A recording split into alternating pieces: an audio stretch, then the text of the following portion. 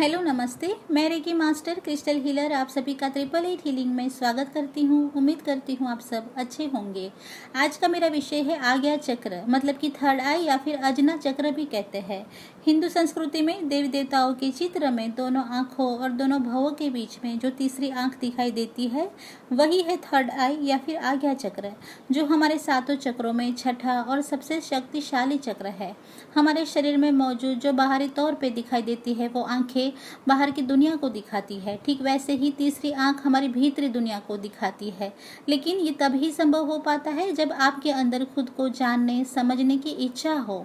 आप खुद को सिर्फ एक स्थूल शरीर ना मानकर खुद को अद्भुत पवित्र आत्मा है ये समझना जब शुरू करते हैं, मानते हैं, तब आप अपने अंदर की दुनिया को देख पाते हैं और समझ पाते हैं। आपकी आत्मीय क्षमता को, अद्भुत शक्ति को तथा भीतरी दुनिया को आप देख पाते हैं, समझ पाते हैं और जान पाते हैं, जिसके लिए रोजाना आज्ञा चक्र का ध्यान करना जरूरी है। मेडिटेशन से ही आप अपनी आंतरिक खूबियों को पहचान सकते हो, अंदर की शक्तियों को जान और समझ सकते हो। तो जानते हैं आज्ञा चक्र के बारे में। आज्ञा चक्र का रंग है गहरा नीला या फिर इंडिगो ब्लू भी कहते हैं।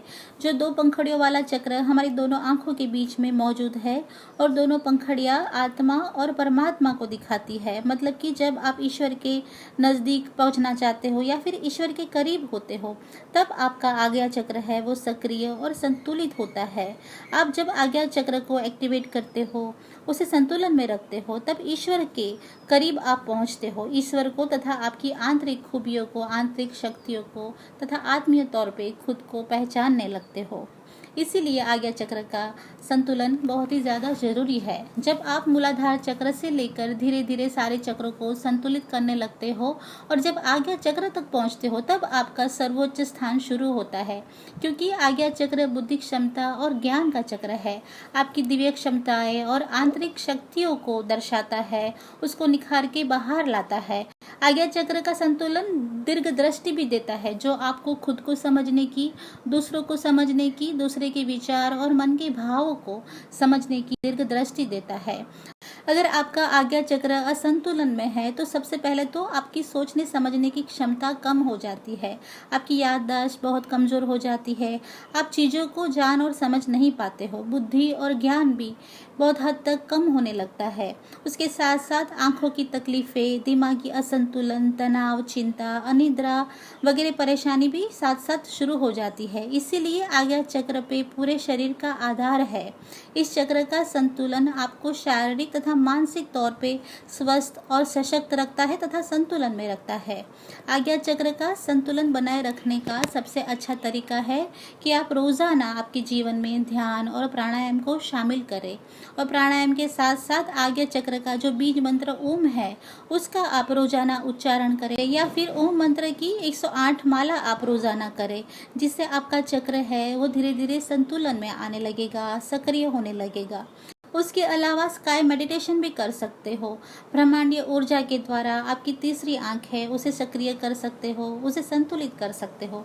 क्योंकि आसमान का रंग नीला है और हमारे आज्ञा चक्र का रंग भी नीला है, तो रोजाना स्काई मेडिटेशन करके भी आप अपने थर्ड आई या फिर आज्ञा चक्र को संतुलन में रख सकते हो। आप प्रकाश को काल्पनिक तौर पे देखिए। आपके आज्ञा चक्र पे ध्यान के दौरान आप नीले कलर को विजुलाइज कर सकते हो या फिर सफ़ेद रोशनी को, सफ़ेद प्रकाश को आप विजुलाइज कर सकते हो आपके ध्यान के दौरान। क्योंकि आज्ञा चक्र का तत्व है प्रकाश या फिर उजाला या रोशनी।